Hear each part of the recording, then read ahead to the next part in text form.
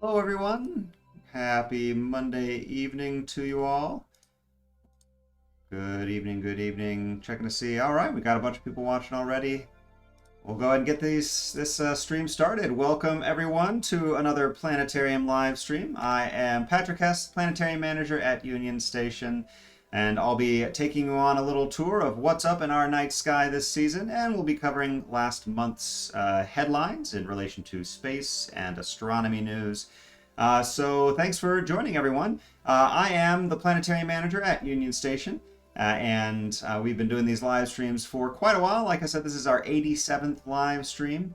If you're a first-time watcher, then welcome. We're so happy to have you here. And don't worry, we posted recordings of all of our past live streams on our YouTube channel. That's youtube.com/kcplanetarium. I've organized them for you in playlists of all the different topics and deep dive programs we covered during the 2020 lockdowns, and of course all the What's Up programs we've done over the past over a year and a half.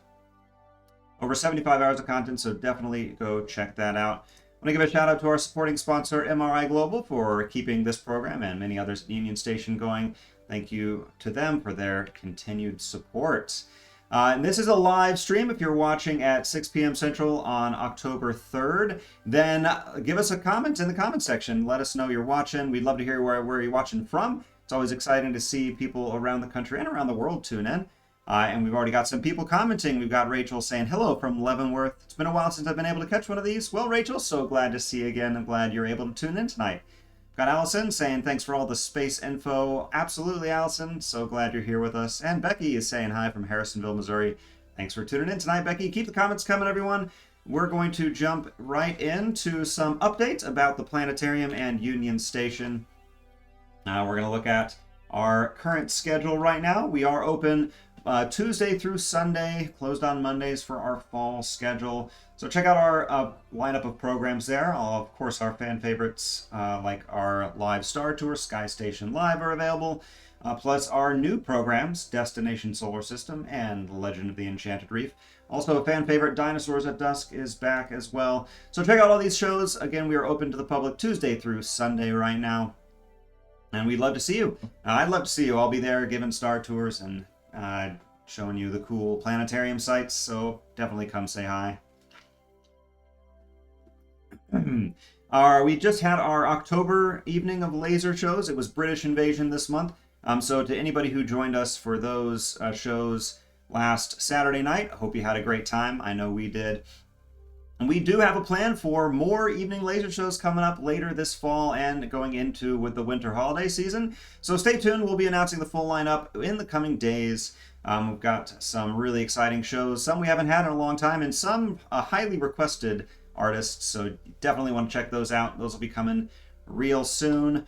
We're also going to be showing our yearly laser spooktacular laser show during the Science City Spook Fest event. That will be happening the Saturday of Halloween weekend, so that'll be Saturday, October 29th. And this is a family-friendly laser show. It's a shorter one, only 30 minutes long, so good for kids and adults, featuring all of your favorite spooky classics, and maybe even a little Michael Jackson's Thriller thrown in there as well. So for sure, check that out. And a little teaser coming up also in the holiday season. We are bringing back Stars of Faith, our special program that we launched last holiday season, where we cover how astronomy is connected to different faiths from around the world, looking at things like the Star of Bethlehem, but also the Jewish lunar calendar, and many, many more. So definitely check that out. It's a great multicultural look at how astronomy is connected to faith and religion. And that will be available starting on November 18th. That'll be the Friday prior to Thanksgiving week. So excited to check that out. We got a couple other people chiming in the comments. If you're joining us later, this is a live stream, so we'd love to hear where you're watching from. And if you have any questions throughout tonight's stream, then definitely throw those in the comments. We've got Laura watching from Indianapolis. Thanks for watching, Laura. Linda's tuning in from Des Moines. Thanks for watching, Linda. Kathy's here from KCMO. Great to have you, Kathy. Ember's watching from Olathe. And we've got Ernie from Butler, Missouri saying hi. Right back at you, Ernie. Thanks so much for joining us tonight. Let's go ahead and jump right into our first topic tonight, which is a tour of our fall night sky. Let's see what's up this season. Now we're already here in our free planetarium software Stellarium, so if you'd like a flat planetarium to have on your home computer, you can download this program. Then we're going to use it to check out our night skies. Now we're looking at our daytime sky. This is the current sky here in Kansas City. You may recognize the beautiful Liberty Memorial at the World War I Museum and Memorial. Excuse me, lose my voice. We are sitting on the steps here, looking out over the Kansas City horizon. We've got Union Station, as well as the planetarium there poking up above the trees. Now, it is daytime right now, but the sun is starting to set earlier and earlier in the evening. In fact, we passed the fall equinox, which was one of the 2 days of the year where day and night is the same length. And from this point on until next year, the days will be shorter than the nights, and the sun is starting to set much earlier, and we can already see it getting close to the horizon there tonight. Now, the Liberty Memorial is quite beautiful, but it is pretty tall, so I am going to go ahead and move our view to a more flat view of the sky here. This lovely little flowery field. You can imagine these are sunflowers for all you Kansas watchers out there. Speaking of which, we got Jerry, who's tuning in. Jerry, thanks so much for watching. One of our top fans. Recognize him. Thanks so much. Hope you have a good question prime for tonight. Got Jesse saying hi from Overland Park, Kansas. Thanks so much, Jesse, for watching tonight. All right. So let's jump right in to what's up this season. First, we want to bring out our night sky, so let's fast forward. We can already see the moon up tonight. The moon tonight is in a waxing gibbous phase. Waxing means that the moon is currently getting bigger and brighter, and gibbous means that it's more than half full, but not quite completely full. Over the course of the next week, the moon will continue to get more and more full, and you will be able to see it in the daytime sky as the sun is setting. So we're going to fast forward here. The sunset will be happening around 7 p.m. tonight, but we like fast forwarding a little bit past sunset. Past twilight, because there is a little bit of sunlight still visible. So we're going to go about an hour after sunset tonight, close to 8 o'clock, and that's where we're going to spend our star tour. Before we do, I want to give a shout out to Tammy, one of our top longtime fans who has watched from the very beginning. Tammy, thanks so much for watching. Tammy says hello from Iowa. Sorry we're late. No worries, you got here just in time. Tammy says, great seeing you, Patrick. We always enjoy the live streams and have learned a lot from them. Well, Tammy, I so appreciate you being a supporter for all these months and years. It's so great to see you as always. Matt says, hello from Lake of the Ozark. Thanks for watching, Matt. And Holly says hi as well. All right. And we've got Sarah's mom tuning in, and Sarah also saying hi. Thanks for watching, Sarah. Hope you enjoyed tonight's stream. We'll see you at the planetarium later. All right, so we are looking at our night sky. I'm actually going to shift over to the north, and we'll point out a pair of patterns that a lot of people recognize. We usually start our star tours with these patterns, and since most people know them, it's a good sort of reference point to start out from. They are the Big Dipper and Little Dipper, and so we have these big spoon shapes in the sky, the Big Dipper right here, and the Little Dipper above it. Now, unfortunately, in the fall and winter, the Big Dipper is low on the horizon, and so we're missing a few of the stars of its parent constellation, that constellation being Ursa Major, the Big Bear. But we can still see it, let's see if I remember all the keyboard shortcuts here. Nope, that's not it. Oopsie, that's what I wanted. I want to just show this one. We're doing this live, everyone. There we are. That's what I wanted. So, now the Big Dipper and Little Dipper, those spoon shapes, are not actually official constellations, but the constellations, the official patterns, are called Ursa Major and Ursa Minor, which means the Big Bear and the Little Bear. There are a few different stories about these bears from a few different cultures throughout history. Interestingly, though, many different stories from around the world involve these star patterns, and most different cultures, even cultures that were separated by thousands of miles and even thousands of years, somehow saw these patterns as the same sort of bear figures. There were some cultures that referenced them as more like raccoon creatures, which is one of the theories as to why these bears have long tails, because real-life bears don't have long tails. But it's just sort of a testament to our shared human experience that people around the world see patterns in many similar ways. But today we see them as the bears there. And now, I'm actually going to shift our view directly overhead. Now, the tallest part of the sky is called the zenith. That's right in the center of the sky, between all the horizons. And if you look straight up tonight after sunset, you'll see three bright stars that form a nice big triangle. Now, this triangle is prominent overhead in our early evening sky in the fall, but confusingly, this triangle's official name is the summer triangle. The reason for that is that in the summertime, these three stars are rising in the east, and they stay up all night long throughout the summer months. In the fall, we can see it directly overhead after sunset, but over the course of the night, it will be setting in the west. Now, this is an unofficial star pattern, another asterism, as we call these unofficial patterns, and as I said, it is a tool that some people have used through history to track the changing seasons. Based on where this pattern is in the night sky in the early evening, you can determine what season it is. And since it's directly overhead, we can tell that it's fall. These three stars belong to three separate constellations. This star here is named Deneb, which means tail in Arabic, and it's part of a sort of cross-shaped pattern. Some people call it the Northern Cross, but its official constellation name is Cygnus the Swan. Let's turn on the labels there. So Cygnus the Swan was one of the disguises that Zeus, the king of the gods, used to use. Zeus often disguised himself as animals when he came down to Earth to socialize with humanity. The star over here is the eye of an eagle constellation. This is a star pattern that actually kind of looks like what it's meant to represent. So that star is the eagle's eye, and there's the eagle's beak, and the rest of its head. There's the eagle's neck, and then its wings go up here like this. So Aquila the eagle was one of Zeus's pets. Aquila was also his courier. He was in charge of carrying things around for Zeus like his lightning bolts. Aquila will pop up in another constellation I'll mention in a moment. But I want to point out the last star of the summer triangle. This star here, which will also be the brightest star you'll see in the early evening tonight. The star's name is Vega. And it's part of a tiny little diamond-shaped constellation called Lyra the Harp. This harp belonged to Orpheus, a famous poet and prophet.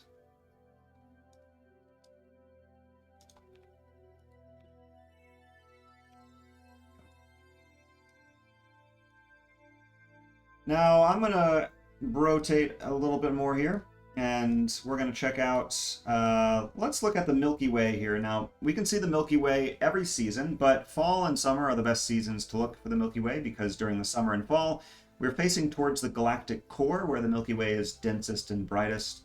I can make the Milky Way a little bit brighter, probably. Oh, that's the wrong thing. Let's see, where's the Milky Way? Ah, there he is. Okay. So here we can see the Milky Way. So our solar system is about 26,000 light years away from the center of our galaxy, which ends up being about 2/3 of the way from sort of the center to the edge. And that's why in one direction the Milky Way looks a lot brighter than the other. Now, if you're having trouble finding the Milky Way, there's a star pattern that will help you find it. It's called the teapot. You can spot it right around here. So here's the teapot's handle. Here's the lid and the spout. It's part of the constellation Sagittarius, the Centaur. But basically, the pointy spout of the teapot points right at the center of our galaxy. You can even think of the Milky Way as being steam rising out of the teapot.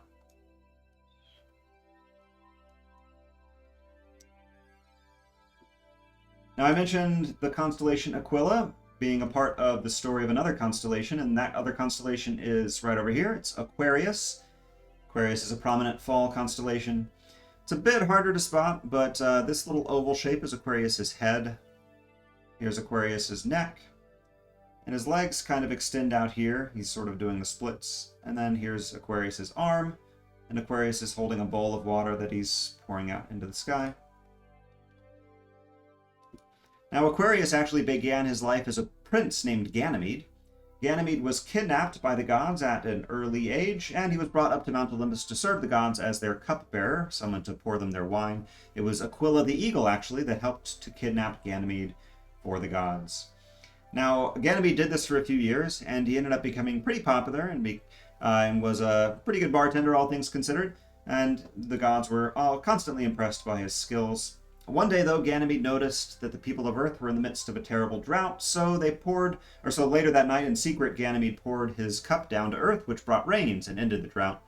And the gods eventually found out about this, but instead of punishing Ganymede for his insubordination, they decided that they would promote him to Aquarius, god of rain. Ganymede, by the way, is the name of one of Jupiter's moons. Speaking of Jupiter, we can see a few planets in our fall night sky this year. And now, if you're wondering how to tell planets apart from stars, we've mentioned it before, but the easiest way to tell is that stars twinkle and planets do not twinkle. So our program here is simulating the twinkling of stars, and we can see them twinkling above us in the real night sky. The reason stars twinkle is because they're so far away from Earth that by the time a distant star's light reaches our planet, only a tiny amount of it is able to pass through the Earth's dense atmosphere, and our atmosphere causes that little bit of light to sort of wobble and twinkle. That's what makes observing distant stars from ground-based telescopes kind of difficult, although we do have techniques to get around that wobble. It's called adaptive optics. I've mentioned it before during one of our past live streams, during my telescope live stream, I believe, actually, and that was quite a while ago, all the way back on May 6, 2020. That was our 16th live stream. Again, if you've tuned in late, you can find all of our past live streams on our YouTube channel, youtube.com/KCPlanetarium. Be sure to like and subscribe over there. So I mentioned stars twinkle and planets do not twinkle. So planets are a lot closer than distant stars, so a wider field of their light actually passes through the Earth's atmosphere, and so our atmosphere doesn't distort that light as much, so they do not twinkle. And so we can see 2 points of light not twinkling tonight. They will be some of the brightest points of light in the night sky as well. And we have the planet Saturn here, which is in constellation Capricorn, it looks like. And then we have the planet Jupiter. Could probably label the planets there. There we go. So, Jupiter and Saturn are up tonight. Saturn can be seen near the moon tonight over in the southeast, and Jupiter will be very bright rising in the east. In fact, it's so bright right now that you'll even be able to see it in the daytime sky before the sun finishes setting. The reason Jupiter is so bright right now is that it's very close to Earth. In fact, last weekend it became the closest to Earth that it ever gets in its orbit. We call that an opposition. Now, oppositions happen annually, but this opposition was special due to Jupiter and Earth's elliptical orbits. Jupiter was actually closer than it usually gets, closest to spin in about 50 years.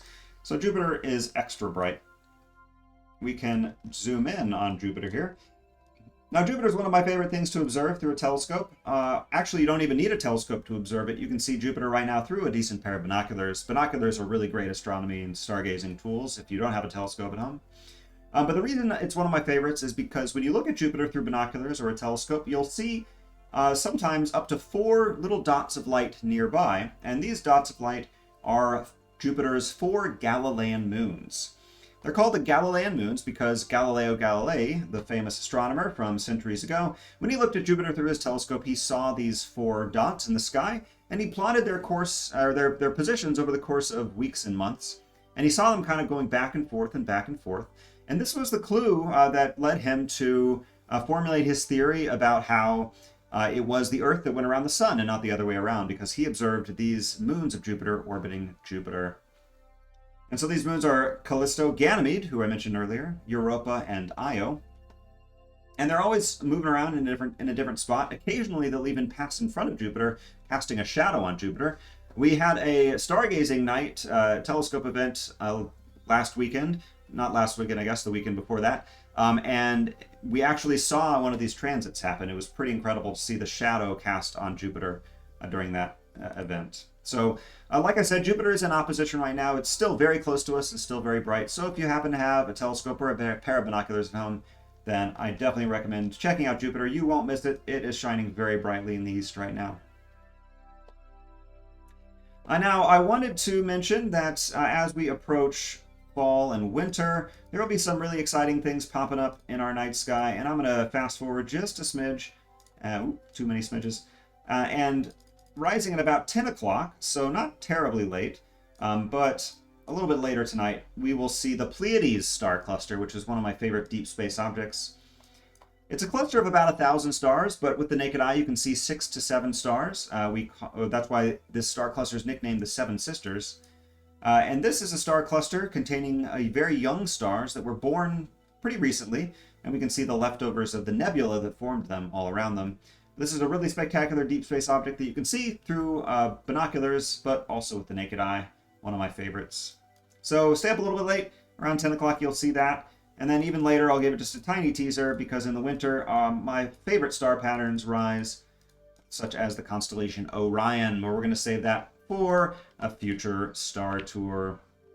Let's check back into the comment section. We've got Dee Dee, who's tuning in from the plaza, another longtime supporter and watcher. Thanks for watching tonight, Dee Dee. Julie says, hello from Liberty, Missouri. Thanks for watching, Julie. Got Trey saying, hey, what's up, Patrick? Right back at you. Thanks for tuning in tonight. Great to see you, as always. Jerry says, thanks for the background story of Aquarius. Absolutely, Jerry. Try to keep things, try to keep some classical mythology in here, along with the cutting-edge science. By the way, I've done a lot of different live streams all about different star cultures. I've talked about Greek mythology, but also many other mythologies. Ancient European astronomy. We've talked about African astronomy, Chinese astronomy, and I have a curated playlist of those you can find on our YouTube channel, youtube.com/KCPlanetarium again. So if you're curious about stories from other cultures, then be sure to check that out. Got Michelle saying greetings from the Westport Plaza area. Thanks for watching tonight, Michelle. And Sherry is a first-time watcher from Leavenworth. So great to have you, Sherry. Hope you enjoyed tonight's stream, and I hope to make you a long-time watcher someday in the future. All right, we're going to shift gears here and jump into our current events update. Let's check out what's been going on over the past month in space and astronomy news. So keep the comments coming, though. Take a quick water break. I'm making good time. Wow, it's only 6:20. Usually we are well into the later parts of the hour at this point, so glad we're making good time finally. All right. So, first of all, let's give a little mission update for the Artemis program. And actually, before I give you an update, I wanted to do a little deep dive today on the history of the Artemis program. Now, our missions to space, specifically the NASA missions to space, have undergone a lot of changes. The thing about NASA is that it's a government organization, which means that when different administrations come into power, mostly different presidencies, they tend to change the plans, sometimes for the better, sometimes not, but oftentimes it's just changing, and shifting the goalposts sometimes makes things delayed in the world of NASA. So that's why some of these projects end up taking a long time. The Artemis program, though, our return to the moon, does have a decently storied history and has had support from multiple different presidents. So I wanted to kind of go over the history of it. Now, it all started back during the Bush era. And during this era, around 2005, Bush's administration started what he called the Constellation Program. And this was the first program that was going to succeed the Space Shuttle program. So the Space Shuttle program lasted from the early 80s all the way until 2011, when the final Space Shuttle flight took place. But we wanted to continue. Oh, my head's in the way there. We wanted to continue flying into space, even though the Space Shuttle was being retired. So Bush started this Constellation program, and NASA started working on what they called the Orion capsule. So this is the Orion capsule, and this was going to be the top of the rocket, so to speak, where the astronauts would spend their time. And they also started working on the rest of the Constellation platform, which would include the Space Launch System that we're using today. Now, the Orion space capsule is still in use today, and it is currently strapped on top of the Artemis 1 rocket. So starting back in 2005, we were working on this rocket. Now, things did shift gears a little bit. The launch platform was changed a little bit in 2010 when then President Obama signed a new act to develop a new space launch system to replace the space shuttle.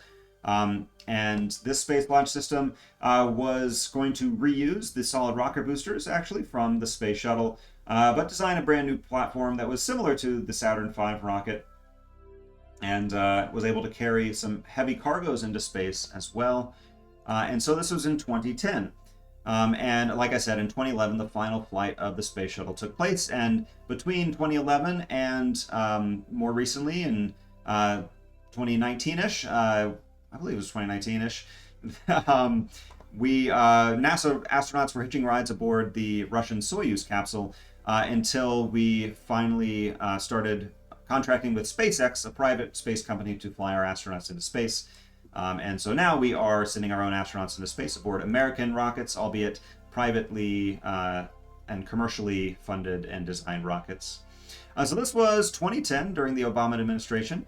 Fast forward to 2017 during President Trump's administration. In 2017, Trump signed an act that sought to merge government and commercial space programs into this moon mission. He called on private space companies for proposals for heavy launch vehicles and lunar landers, critically. So essentially what was happening is there was a little bit of stagnation in NASA's programs where they weren't making as much progress as that President Trump's administration liked. So President Trump basically made a request for proposals to private space companies to design landing vehicles and rockets. And so SpaceX is now partnering with NASA as well as a couple other private space companies, and they will be helping NASA with their current plan to get back to the moon. And that plan, that program was dubbed the Artemis program in 2019, and its official plan was outlined.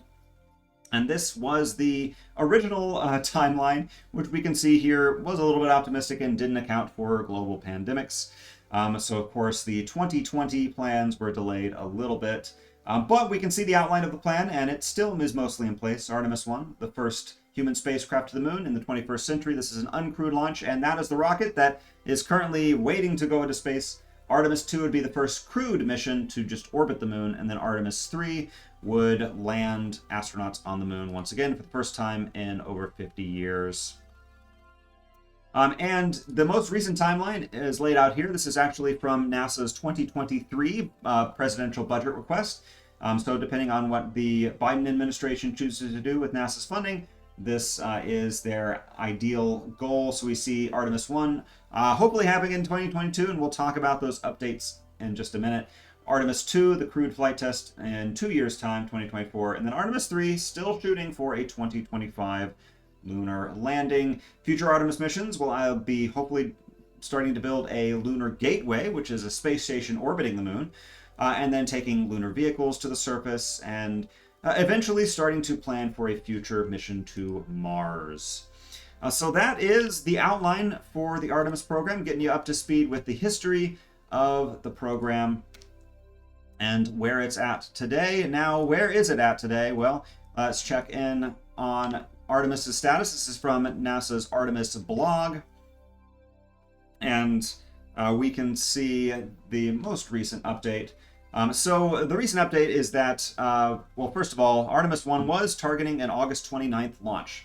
That was delayed due to some offshore storms at that time. But during launch preparations after that, they were having issues with one of the rocket's engines. There were also communication delays, fuel leaks, other problems. A second launch attempt was scheduled for September 3rd. This launch was scrubbed, unfortunately, and they scheduled the third launch attempt for September 27th. Now, unfortunately, if you've been following along with the news, you are probably aware that Hurricane Ian unfortunately caused quite a bit of damage around Florida and the Gulf Coast.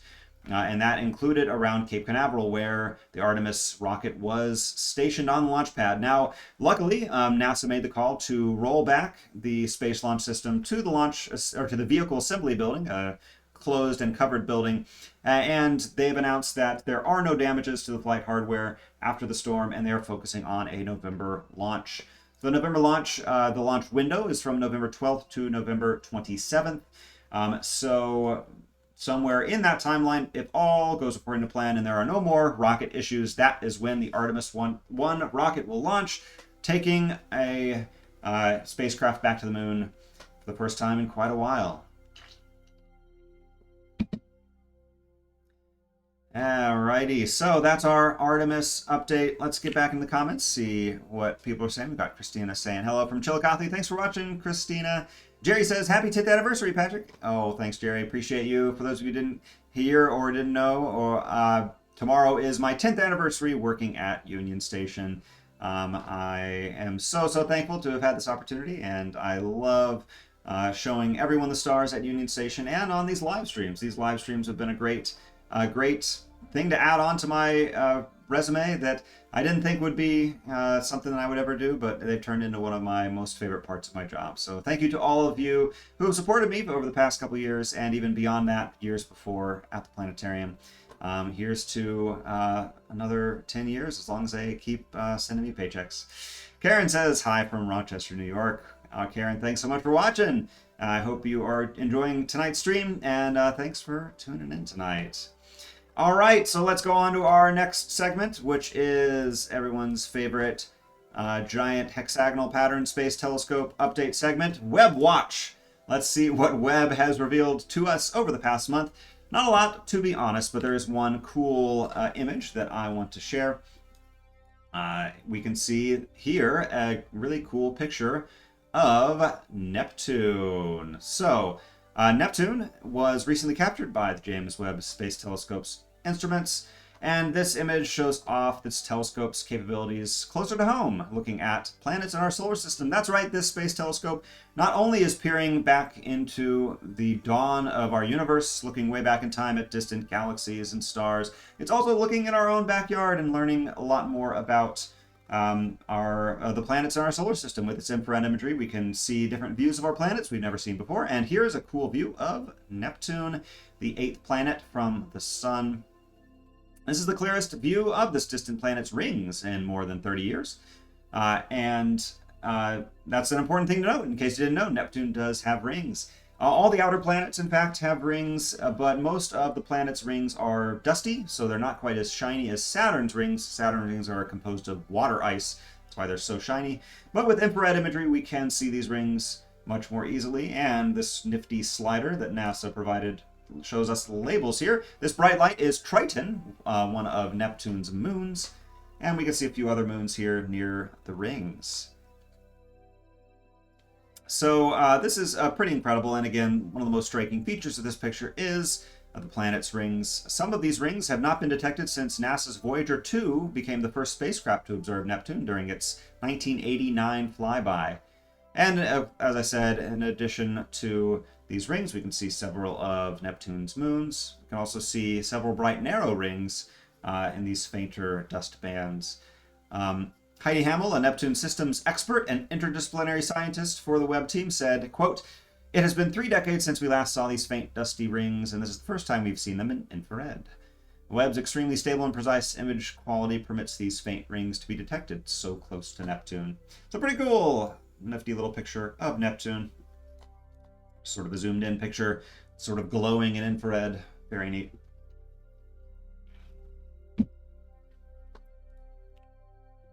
All right, what's next on the docket? Well, here is kind of a funny, bit of a jargony update for you, but still interesting, I think. The U.S. Federal Communications Commission, FCC, have adopted new rules to address the growing risk of space junk or abandoned satellites, rockets, and other debris. We can take a look at the actual report and order here, which is going to be downloaded to my computer. Great. There we go. So here is a lot of fun governmental wording and documentation that basically says that there is a new 5-year rule in place that will require low Earth operators to deorbit their satellites within 5 years following the completion of their missions. That is significantly less time than the previous guidelines, which was 25 years.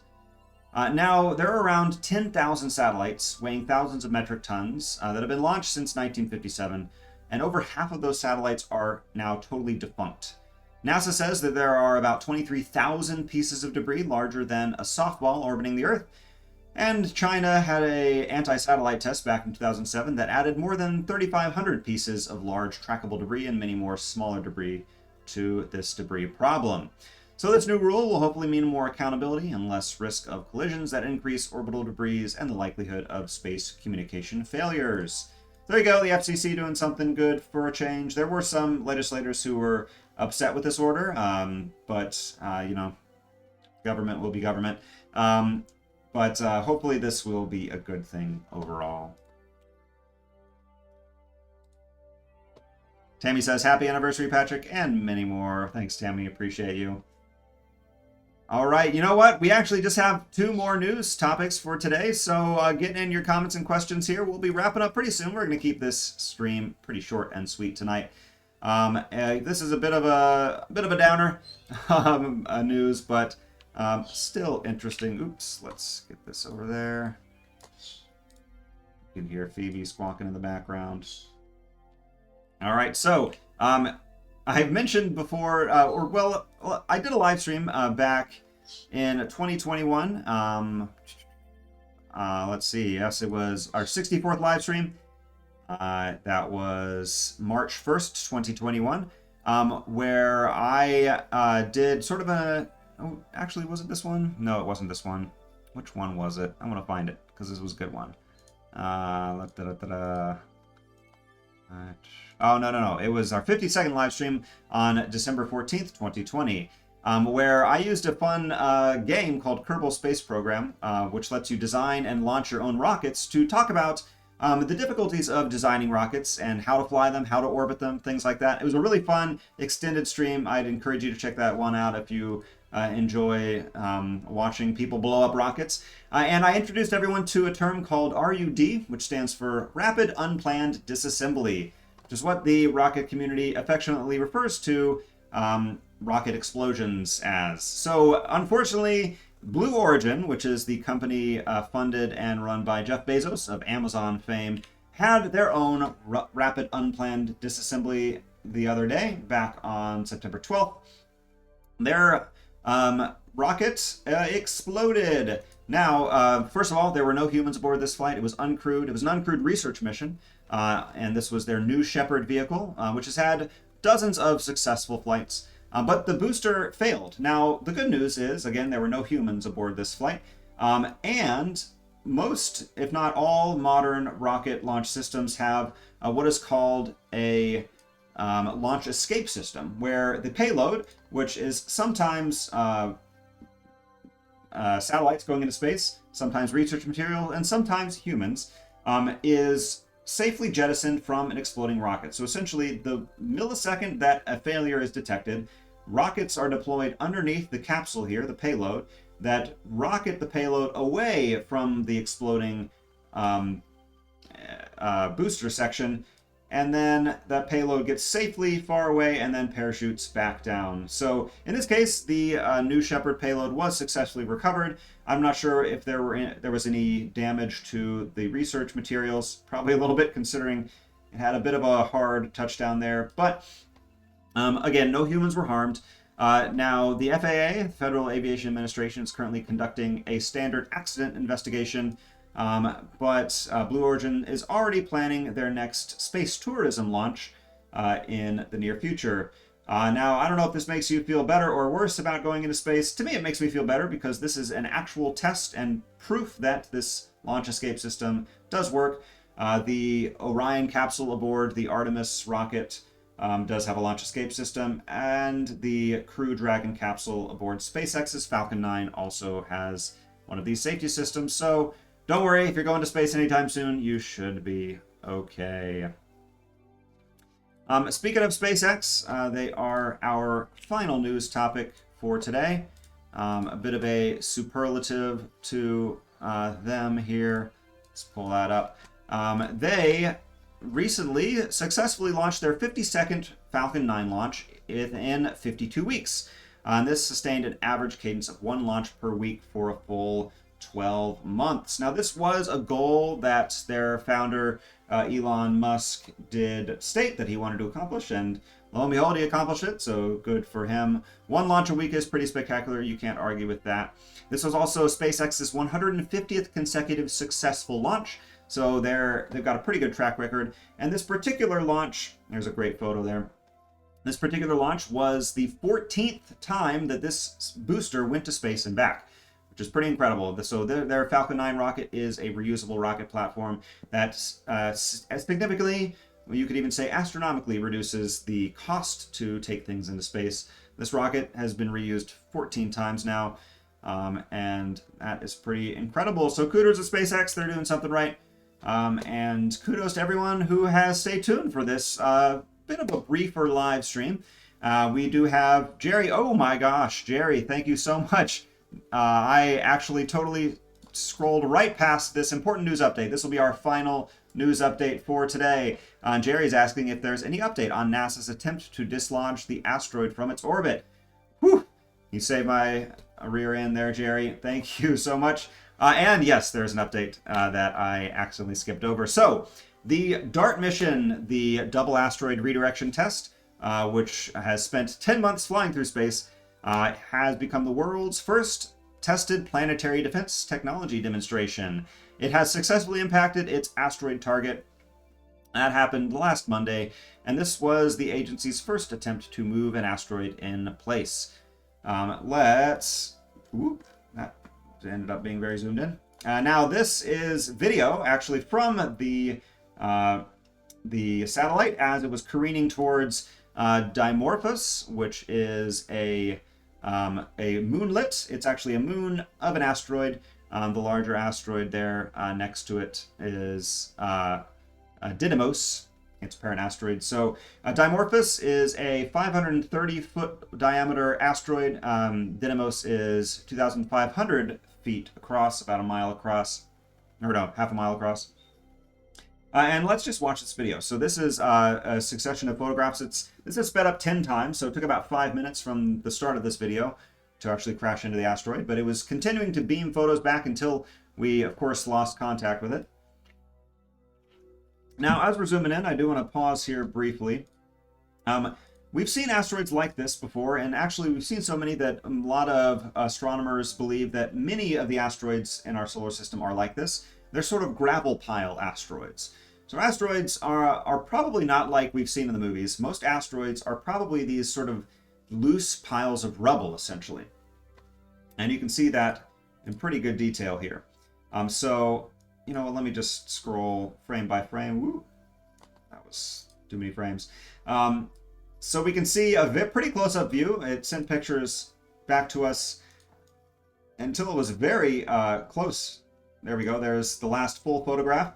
Now, to kind of put into perspective, these rocks around here are about 1 meter tall, so about as long as a human. So you can imagine a human laying across this rock here. So that's how close this photograph was taken. Of course, we didn't get any photographs after the satellite crashed into the asteroid. But we are very sure that it did. We actually were able to observe the impact from far away. Here is an animation showing video taken from the Atlas Observatory, which is at the University of Hawaii. Atlas stands for Asteroid Terrestrial Impact Last Alert System. So they focus on tracking asteroids that could be dangerous to life on Earth. And they actually recorded this impact, and we can actually see a debris cloud forming after the impact took place. So we know the impact was successful. It happened at about 7:14 Eastern Time, and it was confirmed at the Johns Hopkins Applied Physics Laboratory in Laurel, Maryland. So now neither of these asteroids pose a threat to Earth. So this was just a test, basically a test proving that this idea could work in theory, that we could crash a rocket into an asteroid and essentially move its orbital path. If we caught an asteroid far enough in advance, we could just tap it just enough, just nudge it a little bit so that its eventual path would swerve away from the Earth. Now the goal here, researchers are hoping to impact Dimorphos' orbit by about 1%, or roughly shorten it by about 10 minutes. And this is currently being measured, so there's not really a timeline for when it's confirmed that this impact did slow the orbit, but if all things go according to plan, then it will confirm that this type of protection will actually work. So pretty amazing, pretty crazy that this is yet another amazing thing that NASA scientists are working on, and hopefully this will work, and hopefully we will never have to use it, but if we do ever find an asteroid on the way to Earth, then hopefully we'll be able to redirect it. Eric is tuning in. Thanks for watching, Eric. Eric says, when will they know if it had an effect? I thought asteroids were ice and rock. Great question, Eric. So I'm not sure the timeline again. Now there are a bunch of different types of asteroids. Now, a lot of the objects that are very far away in the distant parts of our solar system, like way out in the Oort cloud, are often very icy bodies. Most comets are primarily ice. But a lot of the asteroids in the inner solar system, like Dimorphos and Didymos here, are more rocky. They are a lot closer to the sun, so they aren't quite as icy. And also, a lot of the asteroids and material in the asteroid belt are thought to be a part of a planet that was actually on its way to being formed, but was sort of disintegrated as Jupiter was being formed in the early days of our solar system. And I believe I talked about that during my Jupiter live stream. If you wanted to check that out, we did a deep dive all about the king of the planets, and that was way back on June 29th, 2020. So a lot of different types of asteroids. You know what? Actually, I did a whole live stream about asteroids now that I'm remembering. That was on November 9th, where we talked about minor planets, which includes asteroids. So check that one out if you want to learn more about all the different types of rocky bodies flying around in our solar system. So pretty incredible stuff. And you are all pretty incredible viewers and fans for sticking with us and tuning in tonight. Hope you enjoyed tonight's stream. We are going to start wrapping it up, so put in your last second questions and comments. Once again, just to update you all and remind you, we are open 6 days a week. That is Tuesday through Sunday at the Planetarium at Union Station. So check out our schedule. We will be announcing our holiday laser shows coming up soon.